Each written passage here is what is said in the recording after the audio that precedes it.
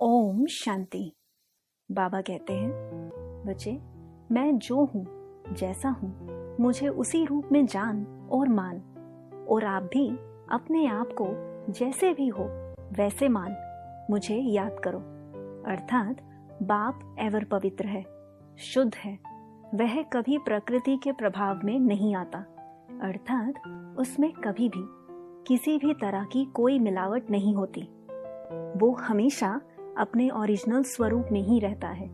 और इस समय बाप ने आपको स्मृति दिलाई है कि आप शुद्ध पवित्र आत्मा हो। आप परमात्मा बाप के समीप रहने वाली हो। और आप जितना स्वयं को पवित्र मान बाप के साथ योग लगाते हो, उतनी ही जल्दी अपने ओरिजिनल स्वरूप में स्थित हो सकते हो।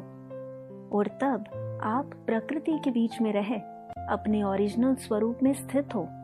प्रकृति को भी लाइट, अर्थात प्रकृति के भी ओरिजिनल स्वरूप को जान और मान। बस इतना ही सोचते हो कि तुम तो बहुत पवित्र हो, क्योंकि तुम्हारा ओरिजिनल स्वरूप भी पवित्र ही है। तो बहुत ही जल्दी आपके संकल्पों से प्रकृति पवित्र बन पवित्र दुनिया स्थापन कर देगी, क्योंकि प्रकृति ही दुनिया है। इसी तरह आप किसी भी आत्मा के बारे में कोई भी संकल्प ना चला, केवल उसे उसके ओरिजिनल स्वरूप में देखो, तो वह बहुत जल्दी आपके संकल्पों से परिवर्तन हो जाएगा। जैसे सोने में कोई मिलावट नहीं, तो वह पवित्र है। दूध में, घी में कोई मिलावट नहीं, अर्थात वह अपने शुद्ध स्वरूप में है। और हर चीज को पवित्र बनाने के लिए अग्नि का प्रयोग किया जाता है। अग्नि अर्थात लाइट।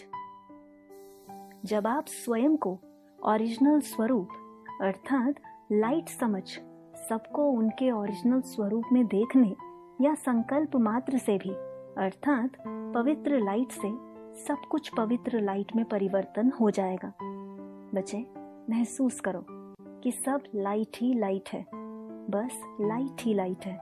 अर्थात जो कुछ भी इन आंखों से देखते हो और महसूस करते हो, वो सब लाइट है।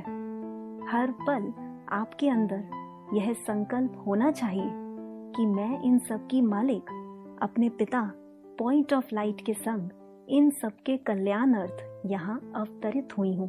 बस अब इन सब का अर्थात इस विश्व का कल्याण हुआ कि हुआ। न्यारा अर्थात प्रभाव मुक्त। न्यारी आत्मा ही सबकी प्यारी बनती है। न्यारी आत्मा ही सभी का कल्याण कर सकती है। अच्छा, ओम शांति।